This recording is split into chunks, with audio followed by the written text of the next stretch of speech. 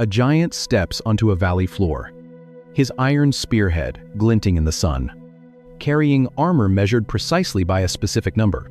To feel the weight of this warning, you have to go back to the damp soil of Eden.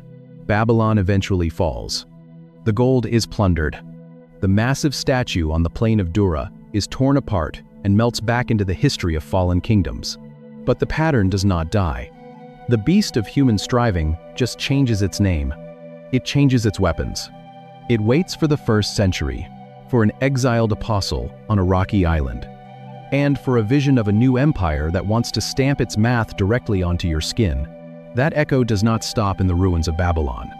It reaches across centuries to a rocky penal colony in the Aegean Sea, where the salt spray burns the eyes of an exiled apostle. Revelation chapter 13, verses 16 through 18. John is writing a letter to 7 churches trying to survive under the crushing weight of the Roman Empire. He describes a beast rising from the earth. This beast demands total economic compliance. It forces every person, small and great, rich and poor, free and slave, to receive a mark on their right hand or on their forehead just to buy bread in the marketplace. And then John gives the terrifying calculation. He tells his readers to calculate the number of the beast, for it is the number of a man, 666. Most modern readers read this passage and obsess over barcodes, microchips, and global tracking systems. God speaks into the void. Light fractures the darkness. Oceans recede. Green shoots push through the wet earth, and birds scatter across the vast expanse. But the original audience did not need a sci-fi imagination to feel the terror of this text. The word John uses for mark here is the Greek cheragma. It comes from the root charasso, which literally means to sharpen to a point, to scratch, or to engrave. In the 1st century Roman world, cheragma was not a mystical puzzle. It was a physical reality you could feel in your palm. It was the heavy wax seal scratched with the emperor's signet ring on a legal document. It was the searing hot brand burned into the flesh of a runaway slave to prove ownership. It was the image of the Caesar stamped onto every silver coin used to buy a loaf of bread. The only other time a biblical writer uses this exact noun is in Acts chapter 17. Paul stands in Athens and warns the philosophers against worshiping a divine image formed a cheragma by human art and imagination. That 1st century context changes everything about the beast of Revelation. The mark is not a piece of futuristic technology you might accidentally receive. It is the voluntary surrender of your identity to an empire. John is pulling the threads of the entire Hebrew Bible together. He is taking the beast of the field from the 6th day of Genesis, the 6-cubit iron spear of Goliath, the 666 talents of Solomon's endless greed, and the 60-cubit golden idol of Babylon for 5 days. The rhythm holds steady. Then comes the 6th day. The Creator stoops down. He weaves them all into one final warning. The number of the beast is simply the math of humanity refusing the Sabbath. It is the 6th day turning in on itself, demanding that you give your mind, your forehead, and your labor, your right hand, to the machinery of human striving. It is the terrifying reality of a society that measures human value strictly by economic output. When you trace this pattern from Genesis to Revelation, the number 6 looks like an irredeemable curse. It looks like a permanent stain of failure, slavery, and rebellion. But that is not the end of the story. Because right in the middle of this dark mathematical history, a carpenter walks into a rural village for a wedding, and he walks straight towards 6 heavy objects made of stone. The music plays in a courtyard in Cana, but in the back rooms, the panic is rising. A wedding feast is running dry. In the 1st century Near East, this is not a catering error. It is a catastrophic social failure. It is a shame that will cling to a family for a generation. You can hear the frantic whispers of the servants. You can feel the tension in the hot, stagnant air. Mary finds her son. Jesus stands up. He gathers the red dirt of the ground, molding it, breathing into the dust. A man opens his eyes for the very first time. And the author of the Gospel of John points our attention to a very specific object sitting in the dust. 6 stone water jars. John chapter 2, verse 6. He does not just tell us they are made of stone. He tells us what they are used for. The Jewish rites of purification. These jars hold the water used to wash the hands, to cleanse the skin, to scrub away the dirt of the world before approaching the divine. They are heavy, cold, and entirely empty. And there are exactly 6 of them. The 6 jars are not a random architectural detail. They are a theological diagnosis. They represent the entirety of human striving under the law.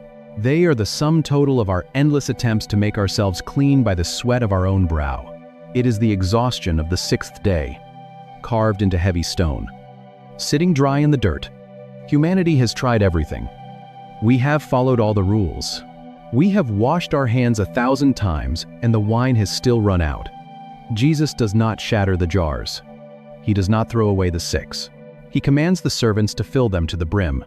He takes the vessel of human inadequacy, and he transforms the stagnant water into rich, dark, intoxicating wine. He takes the number of our striving and fills it with the overwhelming provision of God. But the transformation of the 6 does not end at a wedding. He feels the wind on his skin. But he is not alone in his origin. The beasts of the field, the livestock, the creeping things. It ends on a hill outside Jerusalem.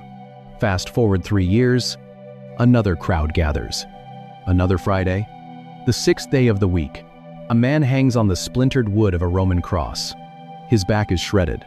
The smell of blood and cheap vinegar hangs in the wind. The sweat runs down his face. Mixing with the dust of the earth, the exact same red dirt used to form humanity on the very first 6th day in Eden. Darkness falls over the land. The lungs fill with one final, agonizing breath. Jesus does not scream in defeat. He shouts a word of total triumph. Tetelestai. It is finished. He is not just ending his earthly life. He is finishing the work of the 6th day, the heavy lifting of human salvation, the impossible math of earning our own way back into the garden, the crushing weight of the empire. It is all pulled onto his own shoulders and finished by the one man who perfectly carries the image of God. The beast is broken. The golden idol is toppled. The iron spear is shattered. But to understand what happens when the work of the 6 is finally satisfied, you have to look at the phantom reality of what happens on Saturday. We are a species haunted by tomorrow. We are addicted to the grind. The work of the cross is finished. Of the earth, they are formed on this exact same day. Humanity and the animal kingdom are bound together by the timestamp of their creation. But our bodies do not know how to stop. We stare at glowing screens in the dark. We check the math of our lives in the middle of the night. We carry the tension of survival in our jaws. We hold our breath without realizing it. Medical science has a term for this physical phenomenon. When a soldier loses a limb in a violent explosion, the brain does not always update its internal map. The arm is amputated. The hand is completely gone. The physical threat is removed, but the nerve endings still fire in the dark. The soldier feels a phantom itch. He feels the sharp pain of a fist clenching that does not physically exist. The body is fighting a battle that is already over. This is the exact spiritual condition of the modern world. Jesus finished the work of the 6th day. He rested in the cold, quiet stone of the tomb on the 7th day. He tore the heavy yoke of the empire to pieces. He paid the debt, but we still feel the phantom weight on our shoulders. We wake up in the morning, and we immediately start gathering the straw of Egypt. We hustle. We grind. We optimize. Day 6. They are given dominion. They are given hands to build, minds to name, strength to subdue the wild overgrowth. We refuse to be weak. We try to earn our grace. We try to justify our existence. We try to build a resume that can outlast our own mortality. We treat our careers like the blinding golden statue on the plain of Dura. We bow down to the metrics. We worship the analytics. We sacrifice our peace for the sheer volume of our output. We are the giant in the valley, terrified of silence. We are Solomon on the throne, terrified of losing the gold. We are Nebuchadnezzar on the plain, terrified of losing control. This is not ambition. It is the trauma of a species that forgot how to rest. We are terrified of the Sabbath. Because if we stop moving, we might have to face our own emptiness. If we stop building, we might realize the 6 days cannot save us. If we put down the heavy iron tools of our own justification, we have to admit we desperately need a savior. So we keep the machine running. We keep manufacturing the 6. We keep stamping the mark of our own striving onto our foreheads and our right hands.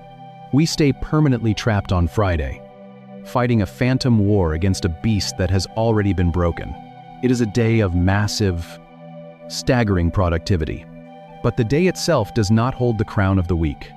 The 6th day is a precipice, but the invitation of the biblical text has never changed. The 7th day is still standing open. The Sabbath is still waiting for you to step out of the machinery of flesh. And when you finally stop fighting, when you look back at the entire arc of this ancient number, you see the breathtaking scope of what God has done. A man was formed from the red dirt on the 6th day, and he received the breath of the living God. A Hebrew slave labored under heavy debt for 6 years, and on the 7th he walked out into complete freedom. A giant wore 6 pieces of thick bronze into a valley, and a shepherd boy left him bleeding in the dirt. A king weighed out 666 talents of gold, and his own crushing greed fractured his kingdom. An empire built a blinding idol 60 by 6 cubits wide, and the blazing furnace refused to burn the men who stood against it. A village wedding ran dry beside 6 empty stone jars, and the Creator filled them with an overwhelming joy.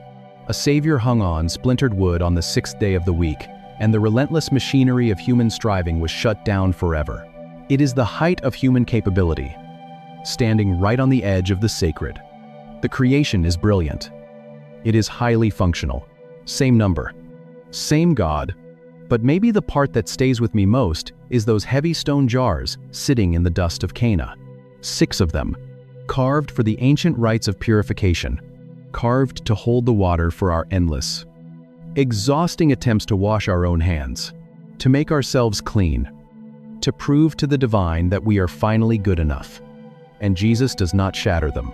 He does not throw them away. He takes the exact vessels of our inadequacy, and he fills them to the brim with grace. If you are in a season where you are terrified to stop moving because you think you will lose your value, you need to step out of the engine of the 6th day. You do not have to carry the iron spear. You do not have to build the golden statue. The Sabbath is not a reward for a finished checklist. It is a declaration of your permanent worth. And may the God who rested in the quiet of the 7th day silence the phantom noise in your own mind and bring you into a peace you could never earn with your own 2 hands. If this reached something in you, subscribe. Leave a comment, even 1 word helps. Share this with someone who is exhausted. But it is incomplete. It is waiting for the 7th day. It is waiting for the Sabbath, for the breath of rest, from trying to hold their own world together. Pray for us as we keep digging into these texts. A king builds a blinding golden statue on a dusty plain, waiting for the crash of cymbals, calibrating the idol's dimensions to that same integer, for the moment when doing gives way to being. The tragedy of the biblical narrative is not that humanity is weak. The tragedy is that we are immensely powerful. And we decided to stop on Friday. We decided we did not need the 7th day. We decided our own hands could finish the work.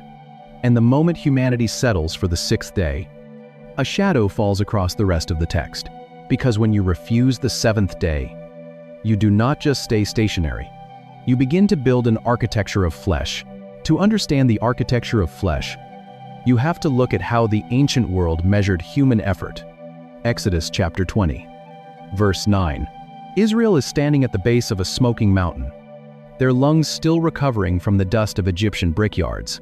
They are a traumatized people, conditioned by 400 years of relentless, unbroken slavery under a pharaoh who demanded higher quotas and provided no straw.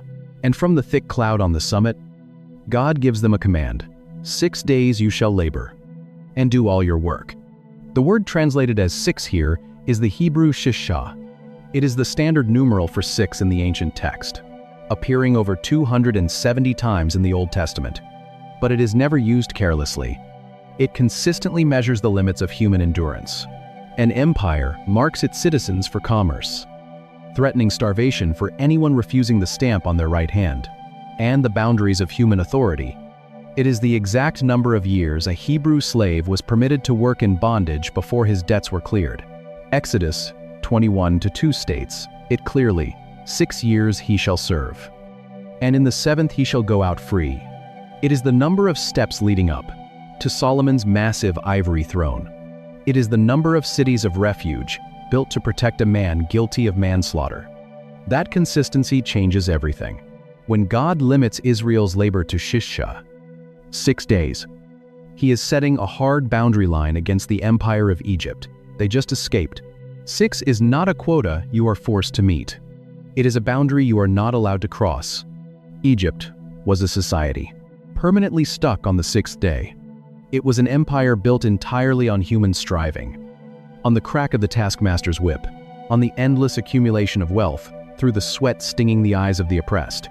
Egypt had no 7th day. They had no Sabbath. They had only the relentless, exhausting math of human ambition. We are still wired for the 6th day. We are obsessed with building, with accumulating, with pushing the heavy clay bricks of our own modern empires. We measure our worth by what we can extract from the ground, by the hours we log, by the sheer volume of our output. We believe that if we just work hard enough, if we just stay, 6 water jars sit empty at a rural wedding, carved from heavy, cold stone. Same number again and again. In the 6, we can secure our own future and save ourselves. But without the 7th day, without the deep, lungs-filling exhale of divine rest, the 6 days become a closed loop. When a society, or a human heart, gets trapped in the 6 without the 7, the result is never just neutral fatigue. The result is an aggressive, towering dominance that crushes anything in its path. Humanity, without the breath of God, always mutates into a machine. And the writers of the Hebrew Bible knew exactly how to signal to the reader that this mutation was happening. You do not have to wait for the book of Revelation to see the beast manifest in the flesh. You only have to look across the Elah Valley, where a champion is stepping out of the Philistine camp, wearing a very specific weight of bronze. The Philistine champion walks into the harsh morning light. The valley of Elah goes completely silent. You can hear the heavy, metallic grind of his armor. You can smell the sweat, the leather, and the dust kicking up around his massive sandals. He stands between 2 mountains. He opens his mouth. The air vibrates with the sheer volume of his voice. Every Israelite soldier feels the cold dread hit their chest. They break rank. They retreat into the rocks. Look at how the author of 1 Samuel describes this giant. He does not just tell us the warrior is terrifying. He gives us the math. Most people read the number 6 in the biblical text and immediately skip to the end of the book. He records the exact dimensions of human defiance. His height is 6 cubits and a span. The iron head of his spear weighs 600 shekels. Look at the equipment he carries into the valley. A bronze helmet on his head. A bronze coat of overlapping scales. Bronze greaves strapped to his legs. A bronze javelin slung between his shoulders. A massive iron spear in his hand. And a shield bearer walking in front of him. 6 cubits. 600 shekels. 6 pieces of military gear. The biblical text is flashing a warning light. The numbers are not random battlefield statistics. They are a theological diagnosis. Goliath is the ultimate manifestation of the 6th day. He is human capability pushed to its absolute physical maximum. He is a walking engine of flesh, metal, and intimidation. He does not rely on Yahweh. He operates entirely on the math of the 6th day. Work, dominate, subdue, crush. He is the beast of the field, standing upright, wrapped in bronze. And for 40 days, he paralyzes the army of the living God. 40 days of shouting, 40 days of mathematical certainty that he cannot be beaten, until a shepherd boy walks down the hill. A boy who refuses to wear the heavy armor of the king. A boy who climbs down into a wet stream bed and picks up 5 smooth, cold stones. The shepherd does not fight the beast on the beast's terms. He does not match metal with metal. They assume it is exclusively a symbol of end times terror. They think of barcodes, microchips, and apocalyptic villains. He brings the breath of the living God into a valley obsessed with human math. The sling cracks. The stone sinks deep into the forehead. The architecture of flesh collapses into the dirt. The iron is useless. The bronze cannot save him. It is a massive, violent victory. It is the story every child learns in Sunday school. The ultimate triumph over the monster. But Goliath is the easy enemy to spot. Goliath is loud. He is obvious. He holds an iron spear to your throat and demands your immediate submission. You know exactly what he wants, and you know exactly who he is. The real danger of the sixth day does not always look like an invading army. Sometimes, the beast does not come wrapped in weapons of war. Sometimes, the beast wears a crown. 1 Kings chapter 10 records the absolute zenith of Israel's national prosperity. The ancient wars are over. The borders are secure. The major trade routes from Egypt to the Euphrates are funneling endless wealth straight into the treasury of Jerusalem. You can smell the heavy, imported spices hanging in the warm air. You can run your hand over massive thrones carved from imported ivory. The text tells us that silver was as common in the streets of the city as the stones on the ground. But if you look closer at where this number is actually born in the opening pages of Genesis, King Solomon is the wisest man alive, sitting at the center of this massive economic explosion. But if you know the Torah, you know he is quietly breaking every single regulation given to the kings of Israel. Deuteronomy chapter 17 was explicitly clear. A king must not multiply horses from Egypt. He must not multiply wives to turn his heart away. And he must not multiply gold for himself. Solomon does all three on an industrial, staggering scale. And then, the author of 1 Kings drops a very specific number. 1 Kings 10:14. The text pauses the narrative to record the exact weight of gold that came into the royal treasury in a single year. 666 talents of gold. If discovering these hidden threads in the Hebrew text is shifting how you read your Bible, you're exactly who this channel is for. Drop a thought in the comments and hit subscribe, because every week we go deeper into the text than you knew was possible. So Solomon takes all that gold and begins to pound it into hundreds of large shields. 666. Before John of Patmos ever sat on a prison island and wrote the book of Revelation, before the apocalyptic visions were ever penned, this number was already burned into the biblical imagination. It is the absolute peak of the sixth day. At the ancient men who wear its measurements, like a badge of honor, you start to see something the horror movie reading completely misses. It is a man building his own kingdom, securing his own future, and relying entirely on his own economic brilliance. The 666 talents are not a sign of divine favor. They are the exact weight of human self-sufficiency. Solomon did not need a giant with an iron spear to conquer his soul. He just needed an economy that never rested. He trapped his kingdom in the sixth day, prioritizing endless accumulation over the Sabbath rest of God, building a machine that required heavier and heavier taxes to sustain. And the moment he dies, the oppressive weight of that six-day economy fractures the nation in half.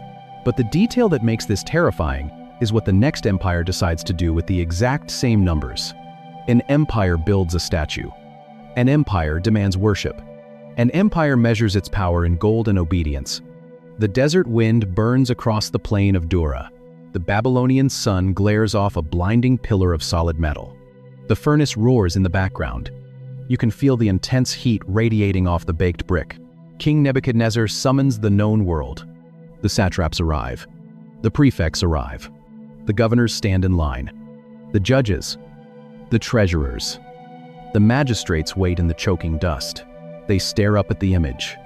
And the author of Daniel records the exact dimensions of human arrogance: 60 cubits high, 6 cubits wide.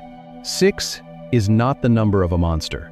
It is the number of human potential without divine rest. The herald shouts the command. The music will play. Every knee will bend. Every face will hit the dirt. If you refuse, the furnace is waiting. And then the text lists the orchestra of the empire. The horn, the flute, the zither, the lyre, the harp, the pipe, 6 instruments, 60 cubits, 6 cubits, 6 instruments, same number again and again. The Babylonian machine runs entirely on the math of the 6th day. It produces, it consumes, it enforces total, terrifying conformity. The golden image is not a tribute to a Babylonian god. It is the ultimate weaponization of human flesh. It is the empire declaring itself divine. It is humanity refusing the Sabbath, building its own reality, and threatening to incinerate anyone who will not bow to its architecture. The 6 instruments play. The crowd collapses. The dust rises from 10,000 robes hitting the ground simultaneously. But 3 men remain standing. 3 Jewish exiles refuse the math of Babylon. They know the 6 is a boundary. They know the 6 is a creation, not the creator. They refuse to give their bodies to a system that never rests, never breathes, and never shows mercy. They are thrown into the blazing fire, but the fire cannot consume them. A 4th man walks with them in the flames. The empire fails. The 6 cannot destroy the children of the 7th day.